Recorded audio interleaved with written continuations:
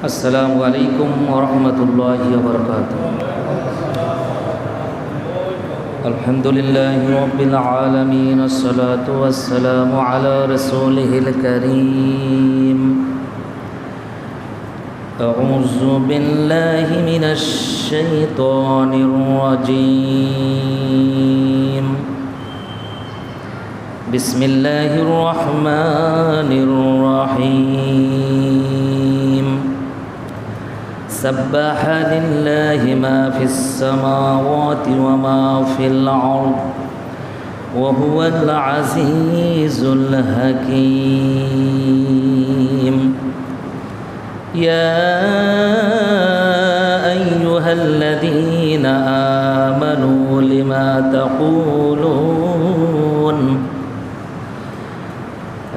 तक़ूलून मा ला तफ़अलून।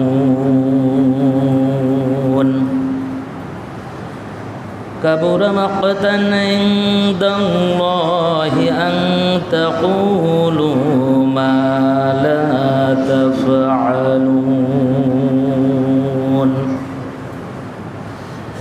इन्नल्लाहा युहिब्बुल्लज़ीना युक़ातिलून फ़ी सबीलिही सफ़्फ़न कअन्नहुम बुनियानुम मरसूस।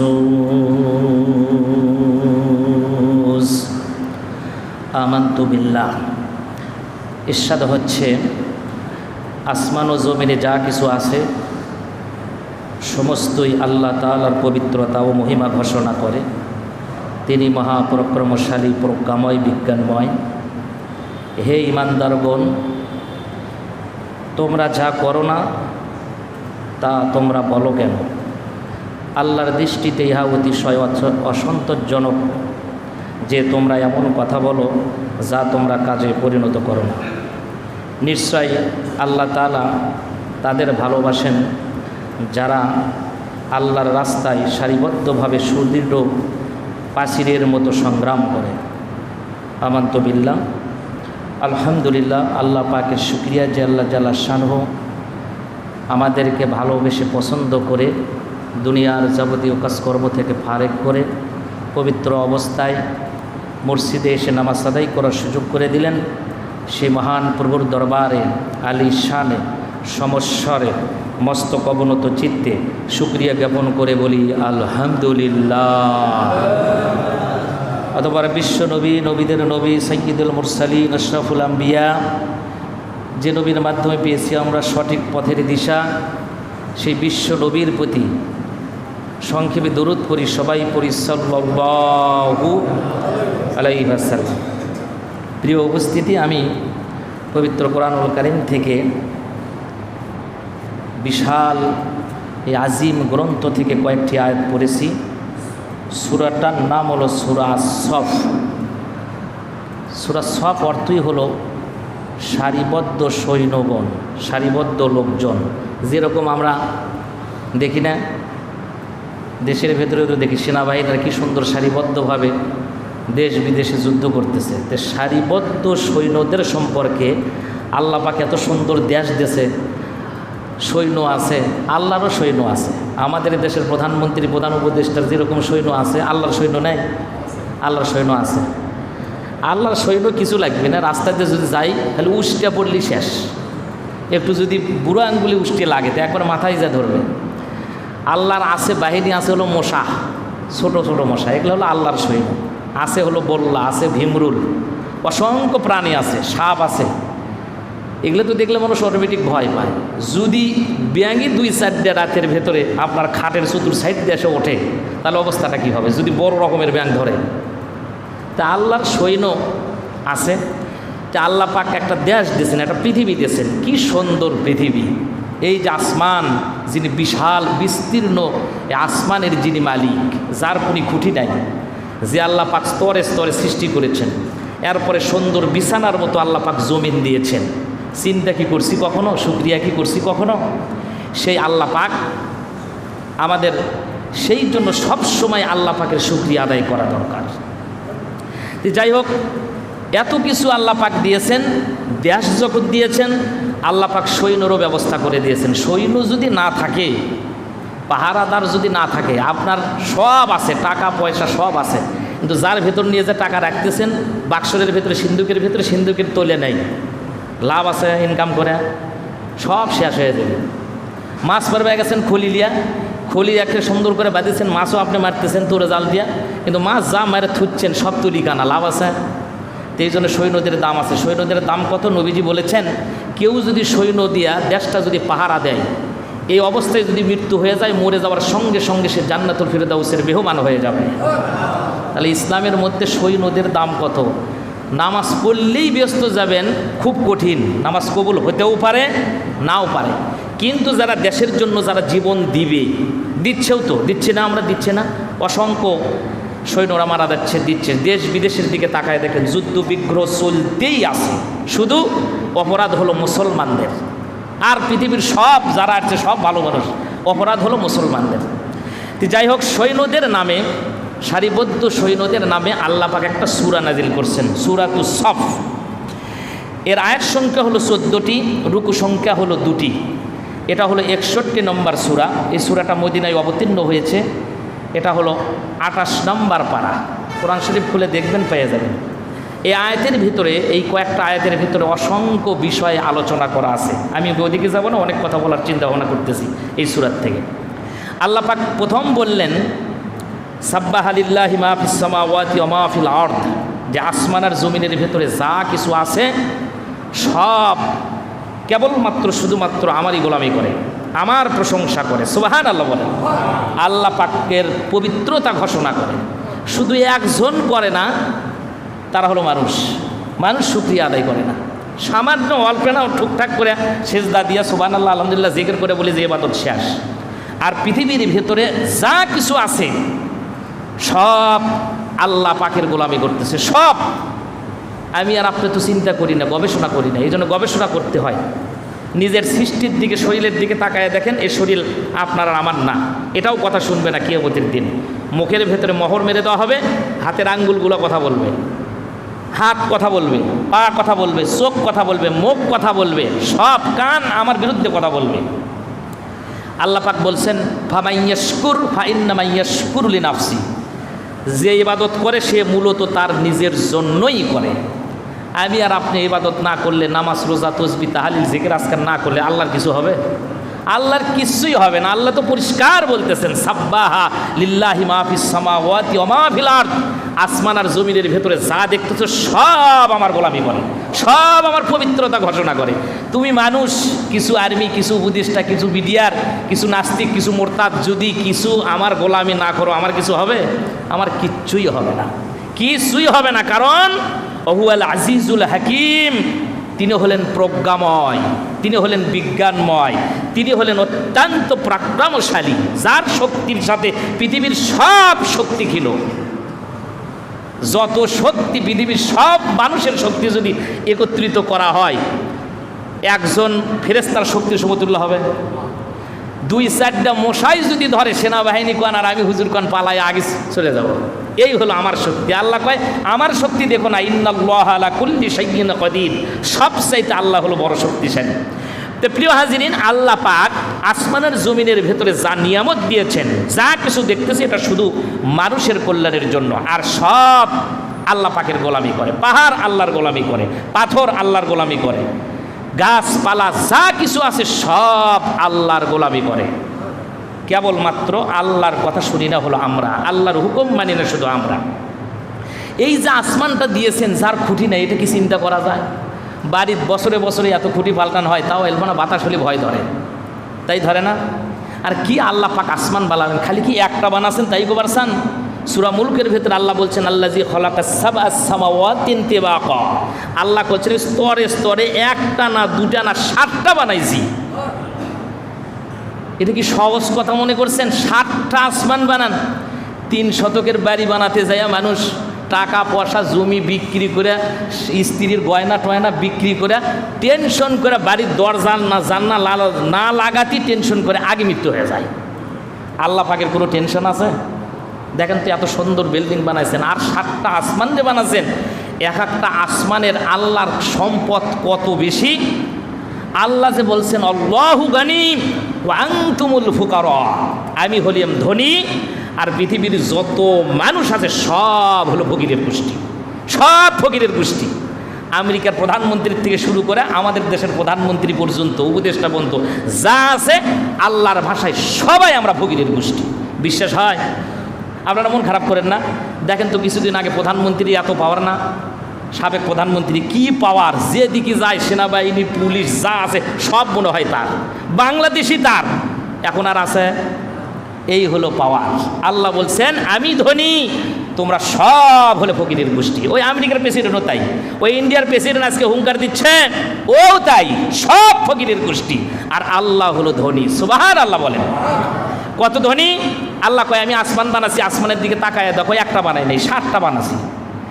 আর এই 7টা আসমান যে আল্লাহ পাক বানাইছেন, 7টা আসমানের নাম তাফসিরের ভিতরে, তাফসির ইবনে কাসিরের ভিতরেও আসছে। আপনাকে তো সব মুখস্থ আছে নাকি? 7টা আসমানের নাম আমি বলি, দেখেন মনে হয় কিনা।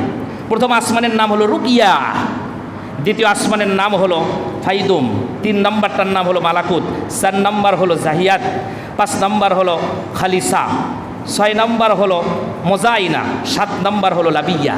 এই 7টা আসমান আল্লাহ পাক স্তরে স্তরে সৃষ্টি করেছেন। আর প্রথম আসমানটা আল্লাহ পাক বানাইছেন হলো মেঘমালার ঢের জমাট আস্তরণে নিমৃত। কোনো কোনো মুফাসসির কিরামগণ বর্ণনা করেছেন যে না, এটা আল্লাহ পাক লোহা দিয়ে বানাছে। তো লোহা বাদ দেন, লোহা না আছে দেশত, আচ্ছা 2-4 জন মানুষ মেঘ ধরিয়া, মেঘ একবারে স্তূপ করিয়া এরকম আসমান বানানো সম্ভব? আপনারা যে কথা বলতেছেন না, সম্ভব? কারো সম্ভব নয়, পৃথিবীর কোনো মানুষের সম্ভব নয়। এত সুন্দর আল্লাহ পাক আসমান বানাচ্ছেন শুধু মেঘমালা দিয়ে। হারে, অথচ আল্লাহকে চিনি না। 2 নম্বর হলো দ্বিতীয় আসমান আল্লাহ পাক বানাইছেন ফাইদুম, সাদা জমরুদ পাথর দিয়ে তৈরি। আমাদের তো লোহা আছে, সোনা আছে, রূপা আছে, জমরুদ পাথর পৃথিবীর কোনো মানুষের কাছে আছে? এত সম্পদ, এত দামি জিনিস দিয়ে আল্লাহ পাক আসমানটা বানাইছেন দ্বিতীয় আসমান। 3 নম্বর আসমান বানাইছে আল্লাহ পাক লৌহ দ্বারা, লোহা দ্বারা। 1 কেজি লোহার দাম যদি 100 টাকা, 102 টাকা, 110 টাকা হয় না, 100 টাকাই ধরেন, 90 টাকাই ধরেন, যদি 1 কেজি লোহার দাম যদি 100 টাকা হয়, তাহলে এত বড় আসমান বানাতে আল্লাহর কয় টন পট লাগছে? হিসাব আছে? আমরা তো অজ্ঞান হয়ে যাই যে সামান্য একটি বিল্ডিং বানাতে 3-4 শতকের মধ্যে বানাতে তপিল শেষ, যেটা আগে বললাম। তাহলে আল্লাহ পাকের কাছে লোহা কত আছে চিন্তা করা যায়? মাথায় ঢোকে আমাদের? আমি তো মাঝে মধ্যে এই তাফসিরগুলো পড়ে আশ্চর্য যে আল্লাহ তুমি কত ধনী, কত লোহার মালিক, যা আল্লাহ পাক নিজ হাতের কবজার মধ্যে রাখছেন। আল্লাহ কয় আরও আছে, তুর্গের একটু দিছি, আসমান তো বানাইছি তোদের কল্যাণের জন্য, তারপরে আরও আছে। সুবহানাল্লাহ বলেন। এত লোহা আল্লাহর কাছে আছে।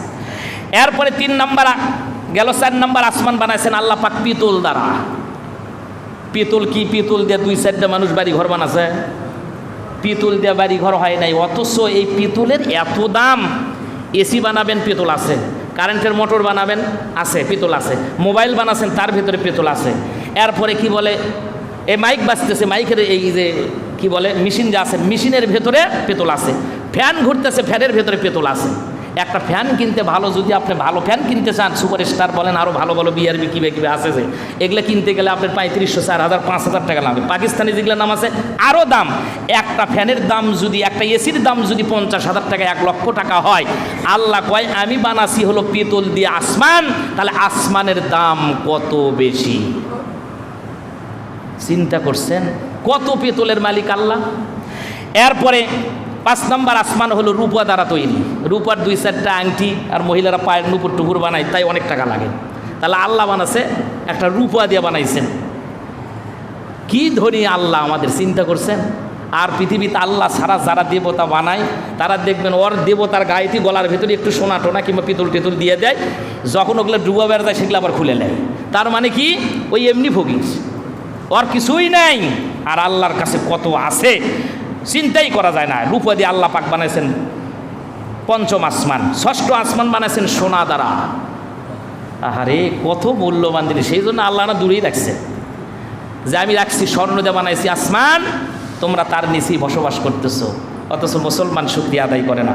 7 নম্বর যে আসমান, এটা হলো লাল ইয়াকুত বর্ণের পাথর দিয়ে আল্লাহ পাক বানাইছে। আর ইয়াকুত বর্ণের পাথর দিয়ে আল্লাহ পাক মুসলমানদের জন্য, ইমানদারদের জন্য আল্লাহ পাক জান্নাতের ভেতরে বালাখানা বানাইয়া দিবে, সেটাই হবে এই লাল ইয়াকুত পাথর দ্বারা তৈরি। সুবহানাল্লাহ বলেন।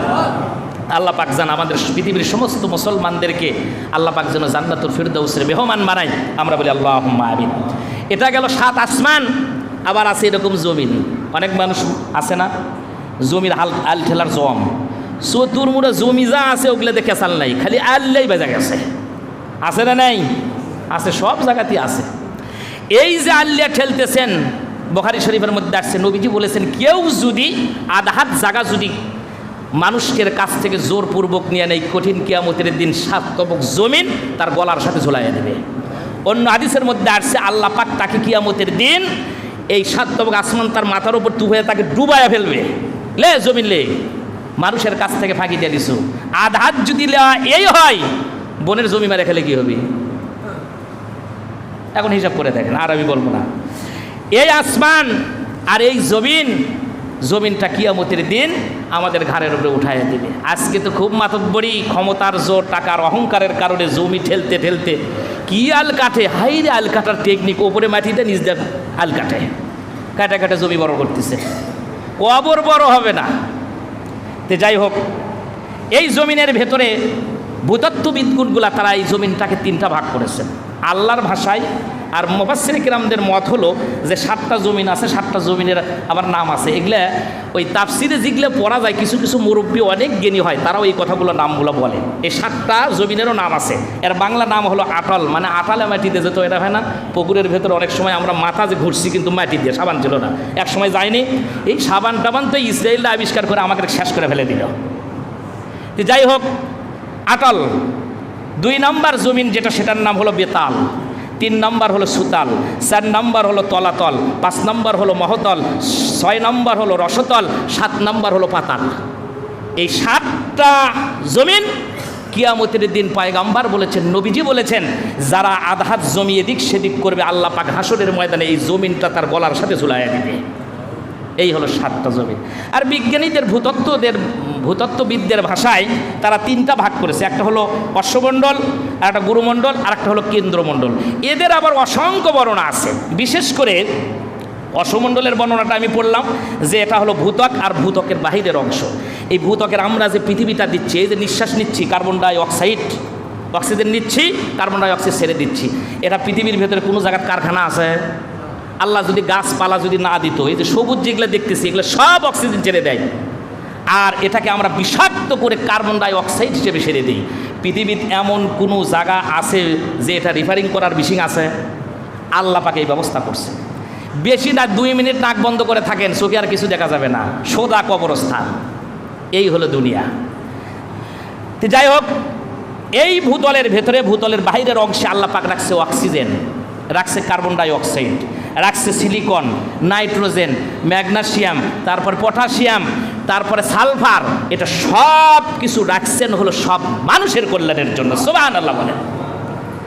এই যে জমিনটা দেখতেছি, আর যখন আসমানে মেঘ ধরে, মেঘ ধরার পরে যখন বিজলি দেয়, আরবিতে বলা হয় বারকুন, এই বিদ্যুৎ যে দেয়, বিদ্যুৎ যে আসমানের ভেতরে চমকায়, এই চমকানের কারণে কয়েকশো একরের জমির ভেতরে নাইট্রোজেন সার দিলে যে উপকার হয়, আর আল্লাহ পাক যদি একবার ফেরেশতাদের দিয়ে যদি বিদ্যুৎ চমকায় দেয়, ওই নাইট্রোজেন সারের উপকার আল্লাহ পাক জমিনের ভেতরে দিয়ে ভরপুর করে দেয়। সেই আল্লাহকে আমরা চিনি না। আচ্ছা, এটা গেল বর্ণনা, এটা 7 আসমানের বর্ণনা। এখন আমার প্রশ্ন হলো, আল্লাহ পাক এই সকল কিছু কথা বললেন, এখন আসেন এই আয়াতের শানে নজুলটা আগে শুনে নেই। শানে নজুলের ভেতরে কি আল্লাহ পাক বলছেন? নবীজির সাহাবী, অনেকগুলো সাহাবী এক জায়গার ভেতরে তারা বসে তারা আলোচনা করতেছিলেন। মুসনাদে আহমদের ভেতরে আসছে, আব্দুল্লাহ ইবনে সালাম রাদিয়াল্লাহু তাআলা আনহু বর্ণনা করেন যে নবী করিম সাল্লাল্লাহু আলাইহি সাল্লাম তাদের সামনে নেই, কয়েকজন সাহাবী নিয়ে আলোচনা করতেছেন আর বলতেছে, আচ্ছা আমাদের কাছে সবচাইতে, আল্লাহ রাসূলকে জিজ্ঞাসা করিত যে সবচাইতে ভালো আমল কোনটি, সবচাইতে ভালো আমলটা কোনটি?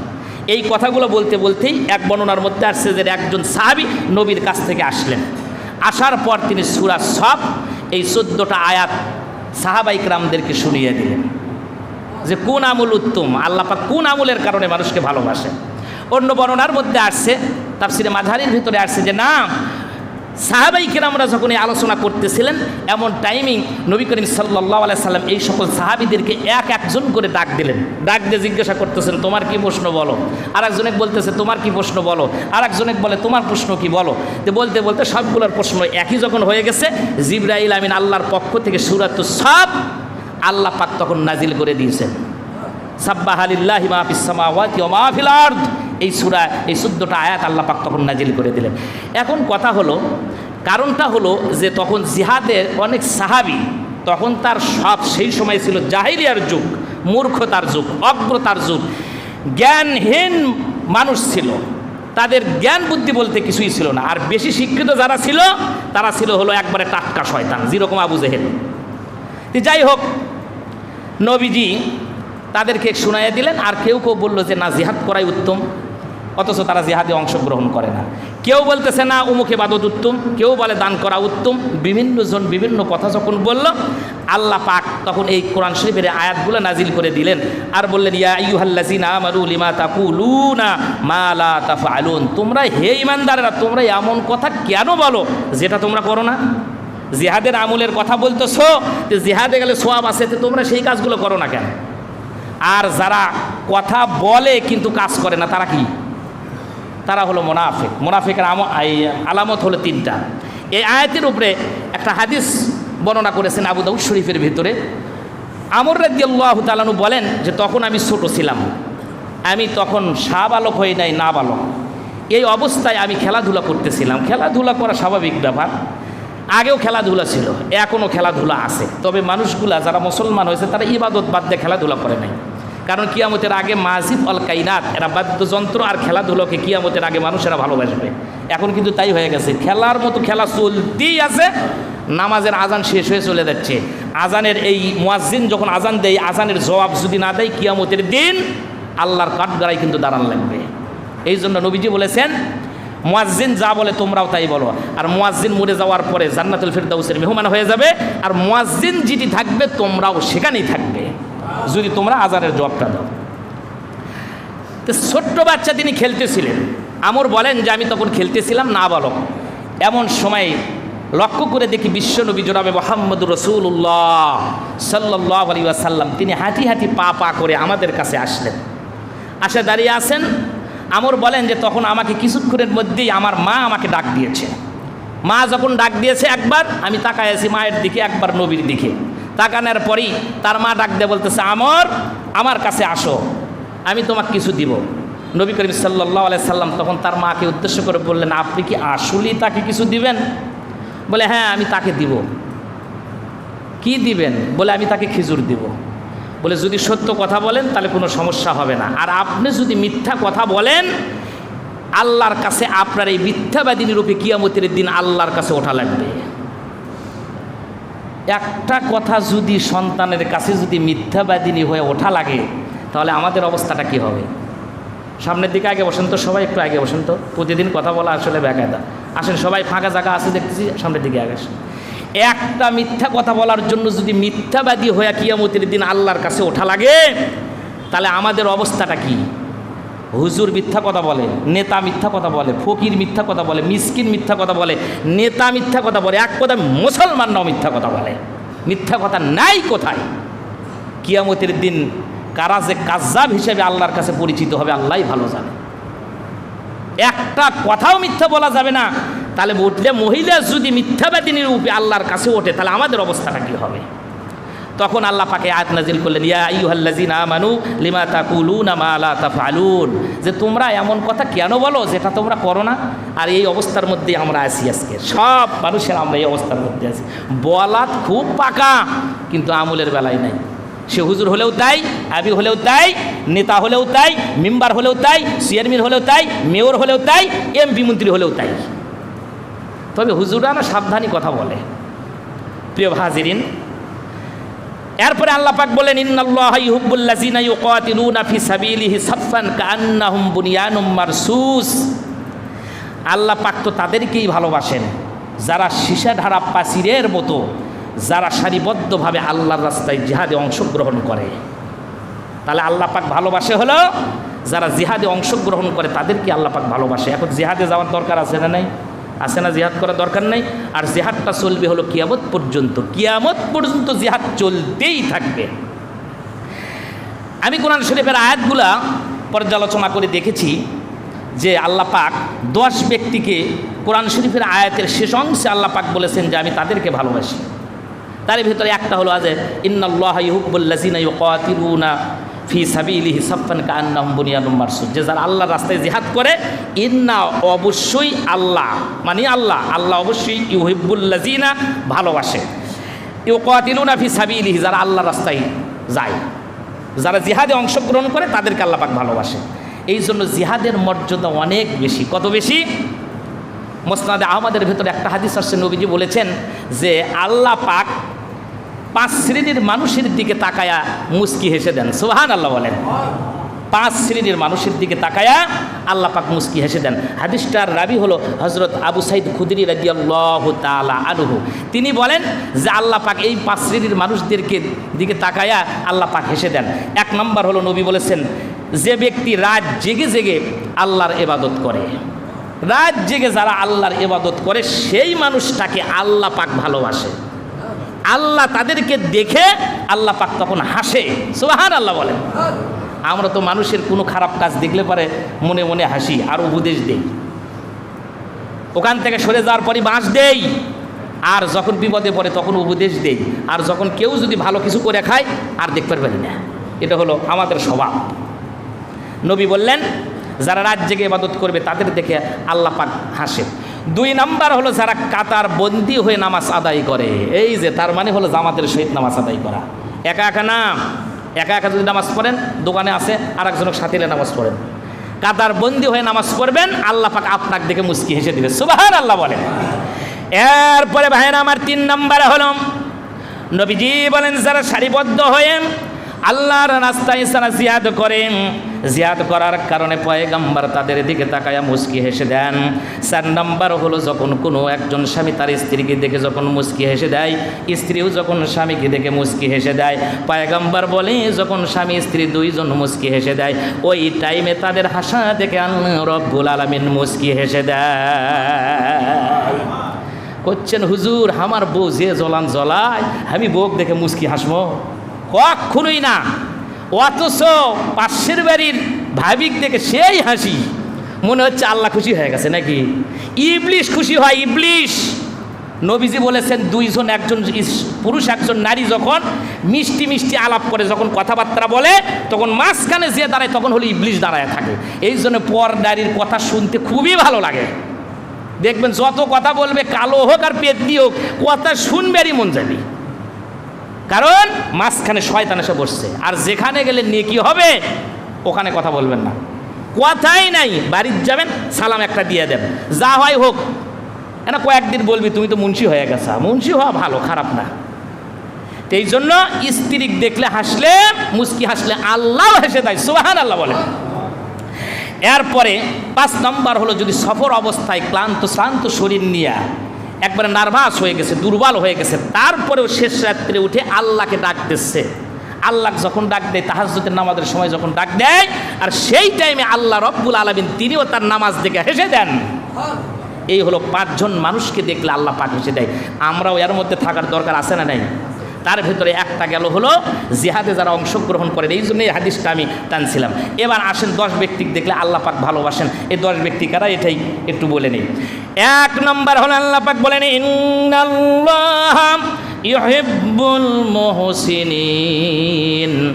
সূরাতুল বাকারার 195 নম্বর আয়াতের শেষ অংশে আছে, আল্লাহ বললেন ইন্নাল্লাহা ইউহিব্বুল মুহসিনিন।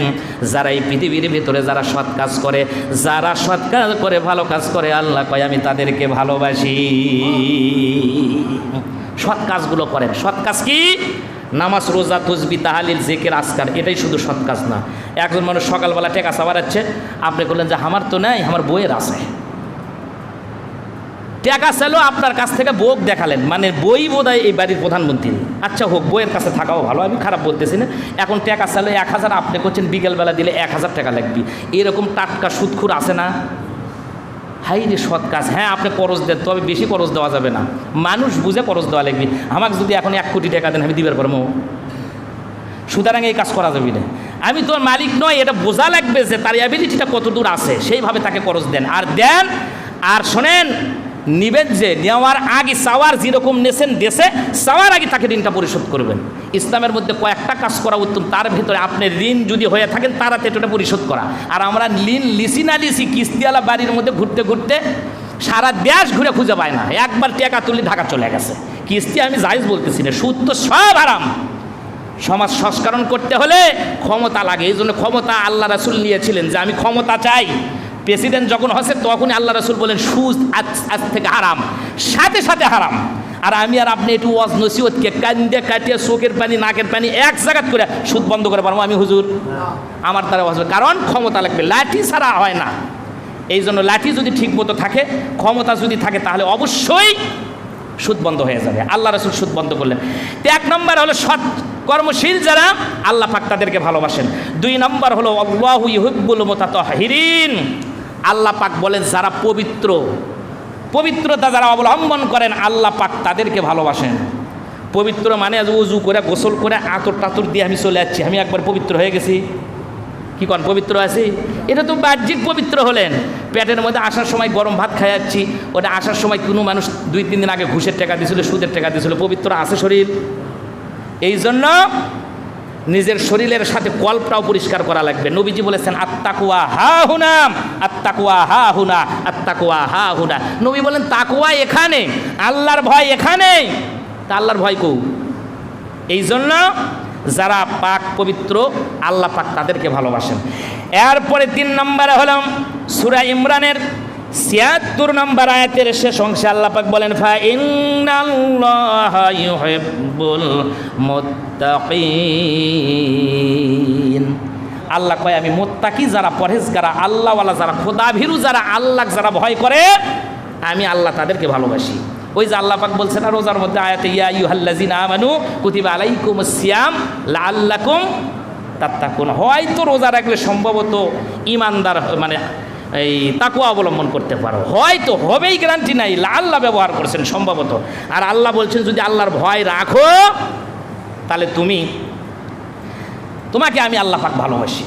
3 নম্বর আয়াত গেল। এরপরে 4 নম্বর হলো আল্লাহ পাক বলছেন আল্লাহু ইউহিব্বুস সাবিরিন, যারা দুনিয়ার ভেতরে সবর করেনেওয়ালা, যারা ধৈর্যশীল, তাদেরকে আল্লাহ পাক ভালোবাসে। কি সবুর করেছি আমরা, দেখছেন? এটা কি সহজ কথা?